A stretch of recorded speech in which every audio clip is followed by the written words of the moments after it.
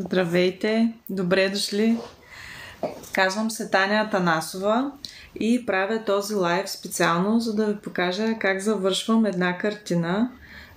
На 5 ноември правихме картина с моите ученици и я докарахме до някъде, но повечето от тях забелязаха, че картината не е съвсем завършена.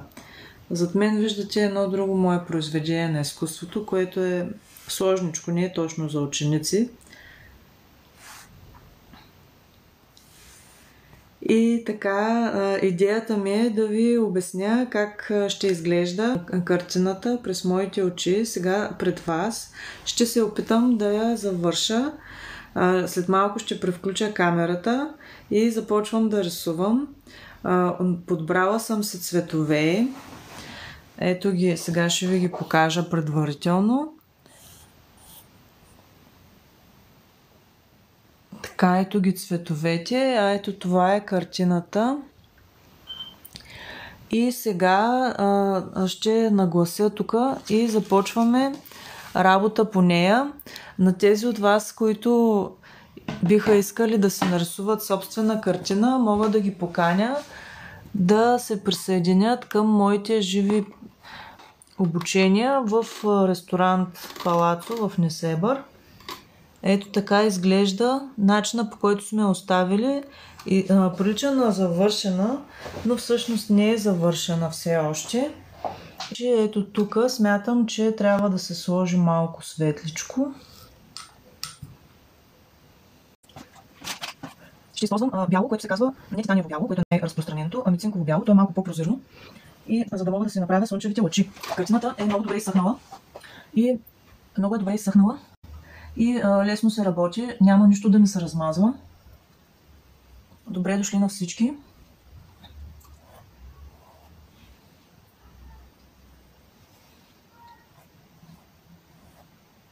Ето така изглежда бялото. То значително по-такова прозирно от другото. Цинково бяло. Това е най-ярката, светеща и позитивна картина, която съм рисувала. Много е слънчева. Сега вече добавих от титаниевото бяло, за да мога да оплътня. И тук вече да приключа с слънцето. Слагам му светлината. Картината е рисувана пред моите ученици в Несебър, в ресторант Палазо. Като казвам мои ученици, това са хора, които са големи, повечето от тях са дори учители, но когато идват да рисуват при мен, всички ми се водят ученици. Така че правя това видео специално за тях, за да може после тези от тях, които искат да си довършат картината, да се я довършат в домашни условия, да я направят по най-добрия начин, защото знам, че много от тях са перфекционисти, искат да са изпипани нещата до край.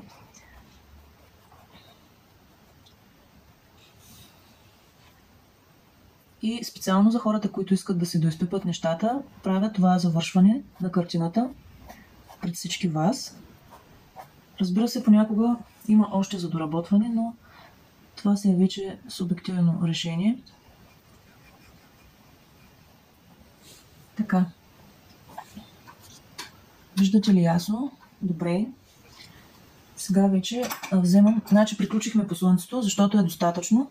И сега започвам работа по ето тази част, защото ми се виждат малко листата и неясни и много размити. Сега ще ги направя доста светлички, тази част от тях, която е по-близо до слънцето. И същото време ще ги направя релефни, за да може да имат присъствие все пак. Такива прозрачни листа малко не сериозно. Използвам светъл цвят, някакъв вариант на светлата охра. Продължаваме да редуваме охра с светло-зелено, тъмно-зелено и синьо-зелено, като се стремим тези листа, които са по-близо до слънцето, да са повече в цвят охра и колкото по-назад отиваме на дървото, толкова повече тъмните цветове започваме да слагаме, като разбира се, охрата се среща и между тях, но вече по-рядко, за да може да създадем впечатлението, че дървото е силно осветено от слънцето. Това тук вече започна да слагам кафяво. Може да използвате и някакъв вариант на червено кафяво. В случая аз използвам цвят Капут Мортум, който е изключително рядко срещан, но може да се замени с английска червена. Той създава едно есенно настроение и такова усещане за разграничаване на цветовете, защото повечето са зелено и охра и този червен цвят, колкото и да е приглушен, все пак се отделя цветово на картината. Използваме шпатулата, защото се стремим да сложим колкото се може повече боичка и да направим релеф. С това създаваме усещането за истински листа по дървото. Вече продължавам. Ето тук отстрани да налагам. И извинявам се, че не мога да ви обърна много внимание, но трябва да си гледам картината, за да мога да я завърша. Импресионистичният стил е характерен с нанасянето на маски, свободни маски, цветове, които създават една приятна емоция в хармонията, която се съчетават и същото време си прилича с натурата, с природата, но не едно към едно. Защото това едно към едно рисуване е изключително трудоемко и за мен, честно казано, не е особено интересно.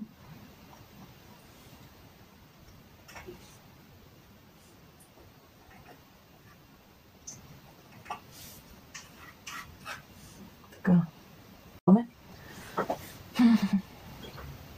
Ето тук да си уплътнявам растенцата.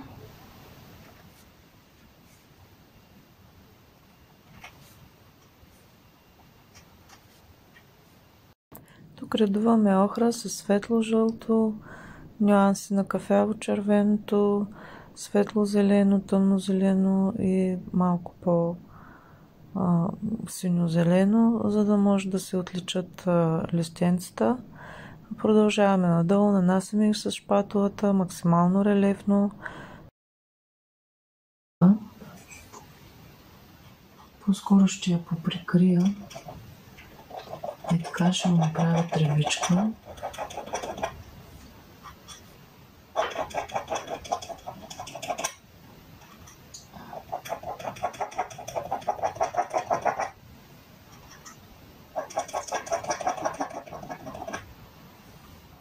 Тук идеята не е да е много разработена, защото все пак е в далечен план.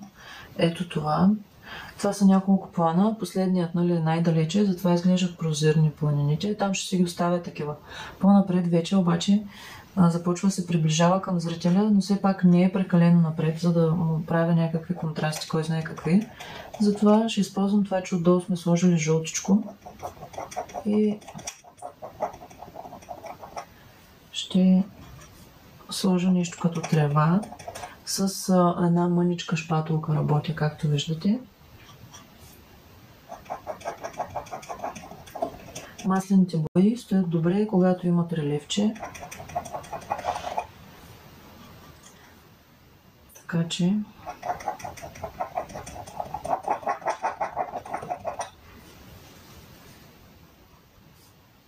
изгъстяваме постепенно, като заобикалям лъчите, защото е красиво, като са така малко огряни. И всъщност там, където са лъчите, ще вкарам тревичките да изглеждат така малко по-жълтички. С жълто сложа жълтичко и зеленко. Ето така.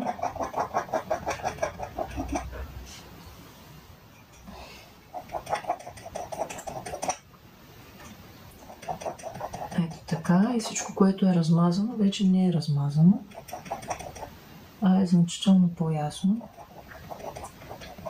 Не знам дали ви харесва, но мен започва да ми допада.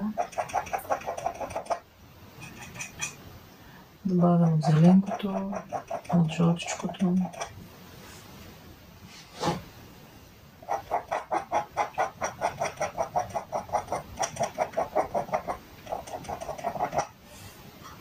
Това си е доста работа. Предполагам, ще изгубите интерес бързо, Но все пак за мен е важно да ви покажа как може да бъде завършена една картина. И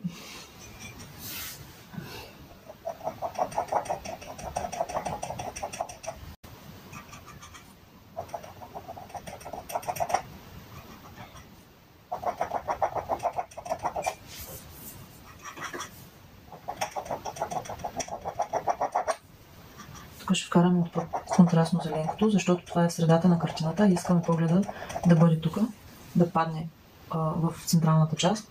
Затова започвам постепенно да вкарвам малко по-контрастни тъмно-зелени цветове.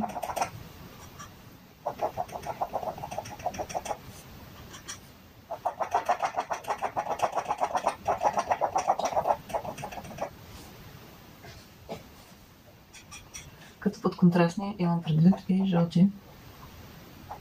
Така вече слагам жълтичко.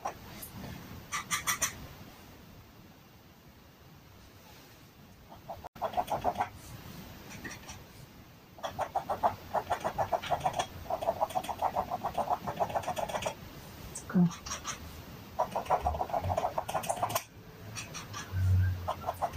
Слагам тъмнозеленко.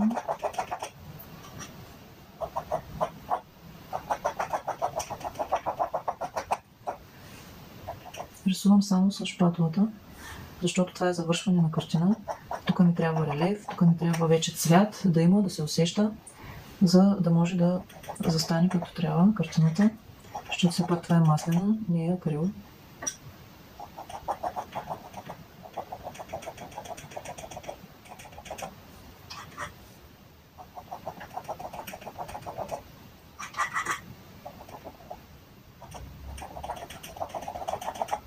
Така, ето това отзади е друга планина, която е по-далеч, така че няма да се унасяме в тази част, която е нагоре. Това е тук по-близката.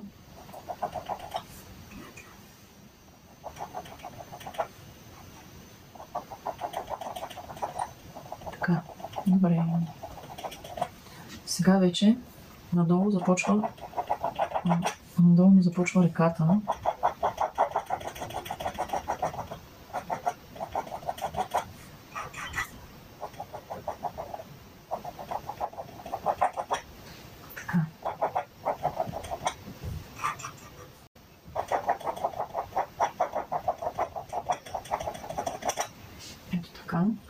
Понеже надолу ми започва реката, аз ще използвам ето тази четка. Тя е плоска отпреди. И ще сложа зеленко. Е така. Да може да стане малко по-прелято. И после вече ще сложа от синьото, светло синьо, небесно синьо, за да може ето тук да влезе вече към реката. Но не искаме контрастни цветове. Искаме реката плавно да започне. И тя започва плавно. С ръба на четката правя чертички, с които да подскажа, че има вълни в реката.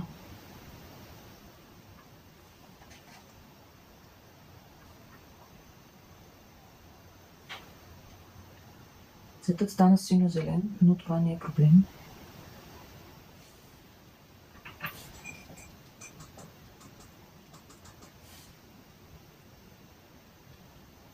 Така.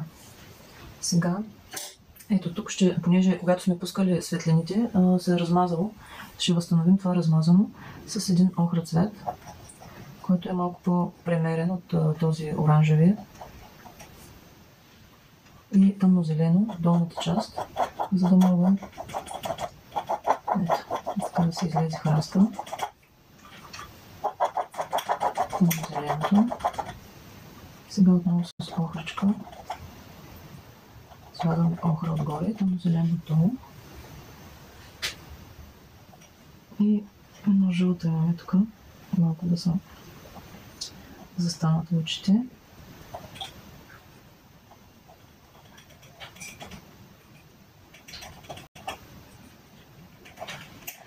Ще накарам картината още повече да светне с комбинация от охра и жълто и зелено.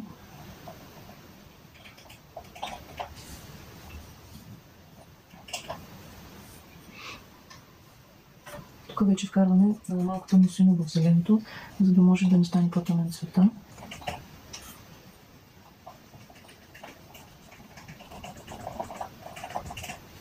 Така, храста вече е малко по-ярък и продължаваме нататък. Използваме охрата, ето тук. И жълтото, което не свърши, също да вземем още. Жълтичкото.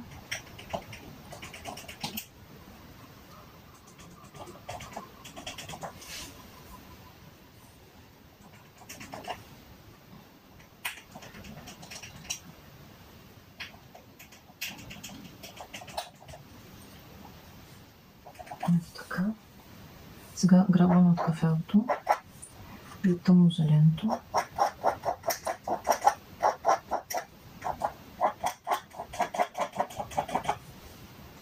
Под морта, за да има контраст. Казахме, може да се замени с английска червена.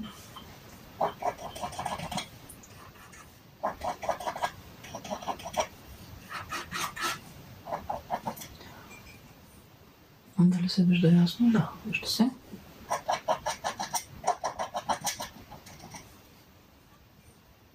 Тук добавяме отново на тези храсти цвят, защото иначе изглежда много постничко. Целта в картината е да има много буйчка, за да може да застане добре. Ако оставим картината с малко буйчка, не стои хубаво. Така. Сега, ето тук искам да му сложа още някакви нюанси. Ще приемем, че тези нюанси ще бъдат сини. От охрата също му мацнах, за да изглежда сякаш слънцето се оглежда в водата, но пък самата вода няма някакво много чувство, че да стане студен от пелясък. Също така във водата могат да се оглеждат и ето тези цветове, затова ги пренесах малко по-надолу.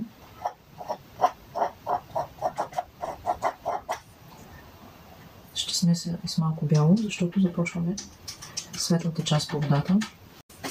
Ето цвета, който забърках. Това е от това зелено, от това тук и от титаниевото бяло.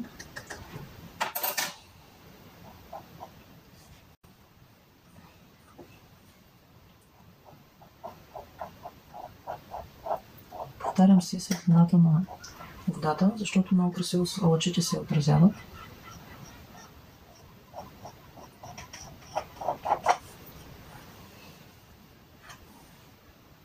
Използвам шпатулата.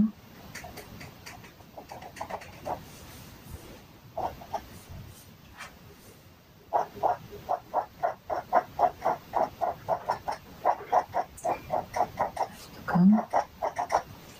Ще направим светлината да пада и тук. Така да се плъзга от тук на тук, но за да изглежда както трябва, този цвят трябва да е по-обработен с повече цветове вкарани, за да може да изглежда навътре, а този цвят тук ще бъде по-чист, за да може да дърпа навън.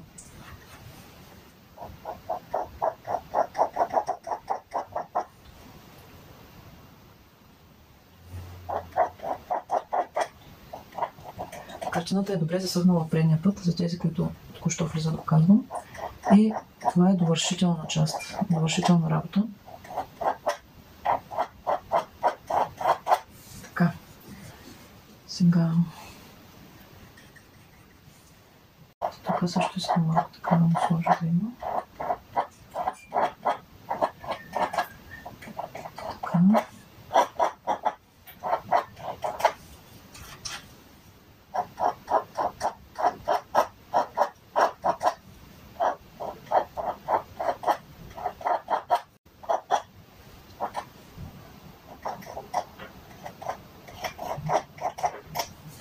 Така, и сега всъщност продължавам да работя по тази част. Вижда ли се? Вижда се. Да, вижда се.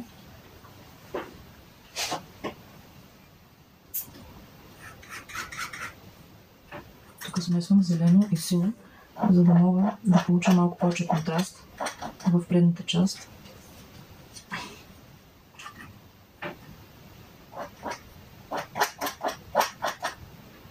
Ще добавя малко добавка.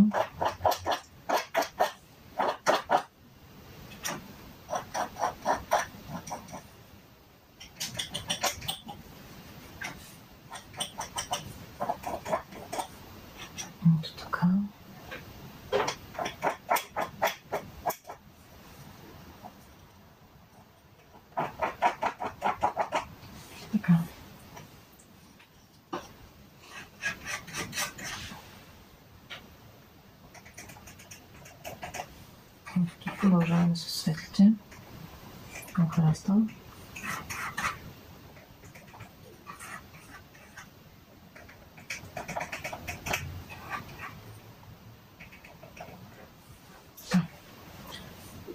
Ето тук ще пусна малко беличко.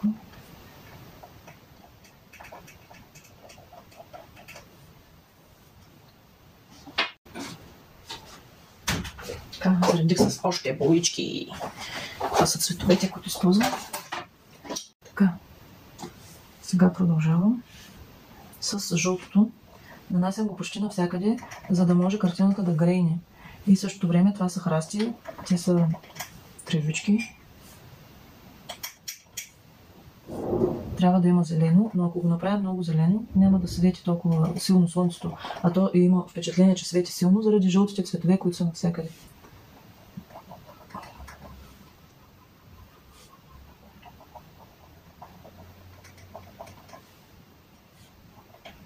Ето така жълтичкото. Тук ще го сложим. Така. Сега продължаваме след тази част, по която не съм работила. Ето тук. По същия начин ще го обработя. Близкия план ще има и тъмно-зелено, за да може да излезнат тези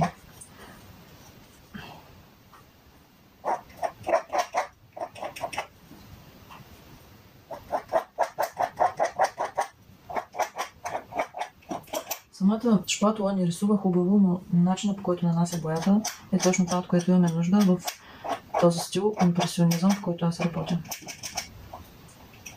Ето тук, така. Тук ще отделя с капут мортум, за да може да се лечи, че това е края на храста, а това е отражението му във водата.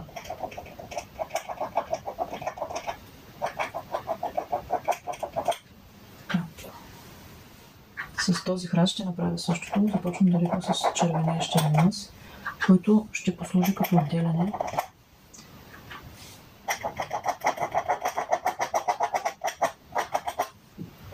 После ще му сложа тъмнозеленко. Ето тъмнозеленкото.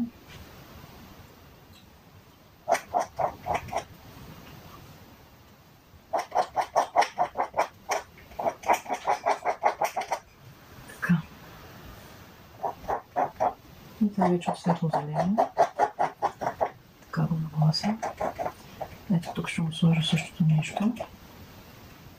И така всичко, което по някакъв начин се е замазало, се го правиме, без изобщо да се лечи, че нещо го развалям.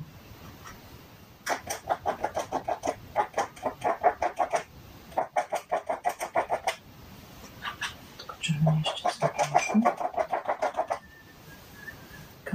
Виждате ли как картината постепенно започва да става по-наситена, по-богата и по-красива от към цветове.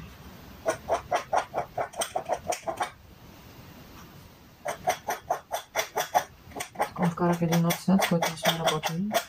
Един зелен.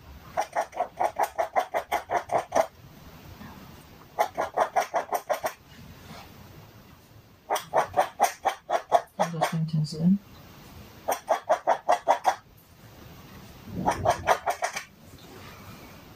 Така. Сега продължаваме с листата по тези храсти, които са в охра и светло-зелено. Ето така.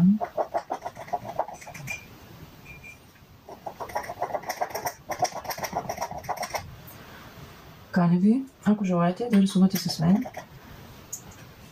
на моите живи събирания в Несебър и Свети Влас. Свети Влас е в Бургас. Там може да дойдете или пък да се запишете за някои от моите арт вечери. Това подаръка ви ще бъде едно видео, в което ви показвам как завършвам картината. Тази картина я рисувахме на 5 декември. На 5 ноември. Разсеяна съм, защото внимавам в рисуването и също в главата ми не е тук. Само в цветовете внимавам.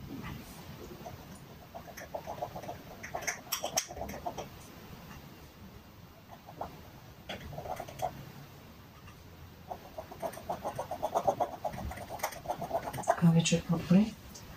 Импресионизъм е стила, който ви демонстрирам.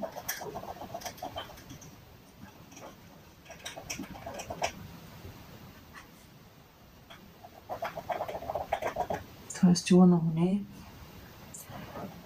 Много художници от миналото.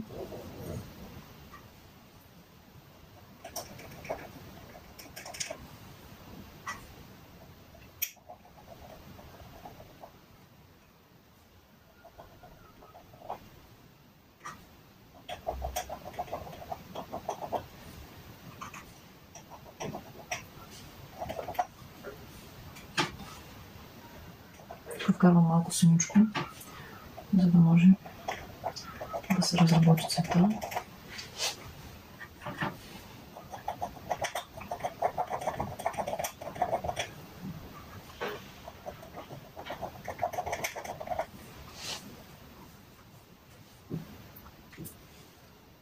Така, сега е време да вкараме оранжевкото, за да изглежда храстите като целунати от слънцето.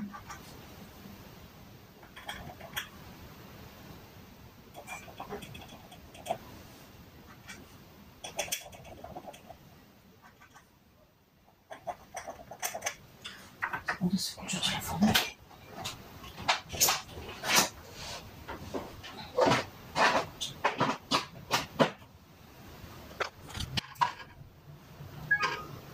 Така.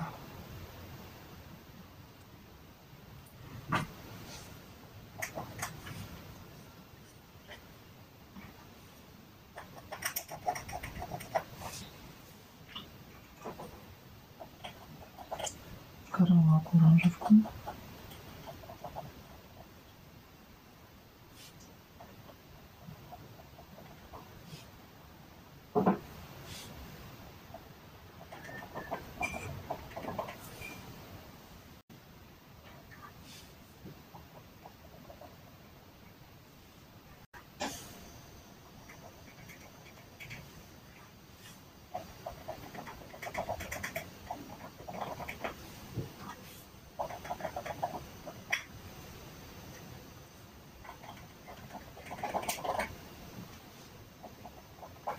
Вече ще вкарам малко по-тъмно оранжевко.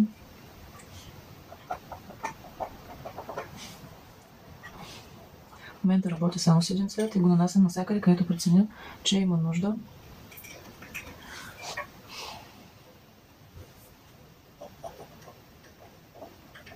Ето така.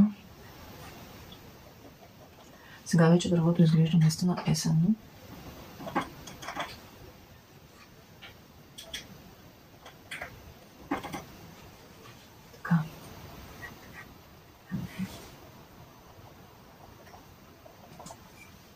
Малко кафявко ще му сложа.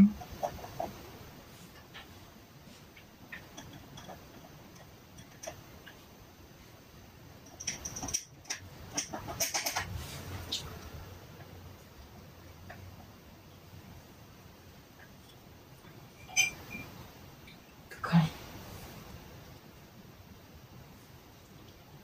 Сега ще обработя камъните.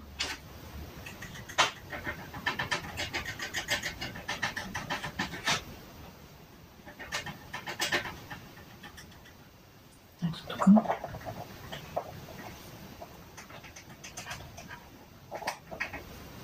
Така.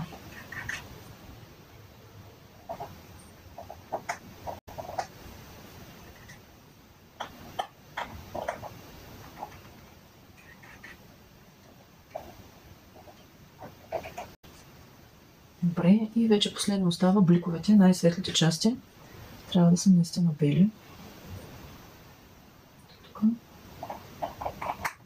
Сложим още.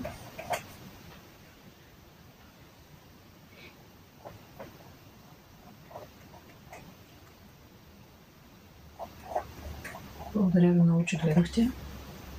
Моята картина е към края си. Още веднъж ви каня, ако желаете да се присъедините към уроците по рисуване, може да заповядате в Бургас или Несебър. Несебър ги провеждам или в читалището на Стария град, Яна Лъскова, или в ресторант Палазо. Различно му казват. Той се намира на улица Отец Паисий 27 на главната, пешеходната. Несебър. Става дума за Несебър, Новия град. В Бургас провеждам на различни места, така че трябва да направите запитване, ако имате интерес. Това е за сега от мен. Много ви благодаря за това, че бяхте част от моето изкуство на живо. Довиждане и до следващия път.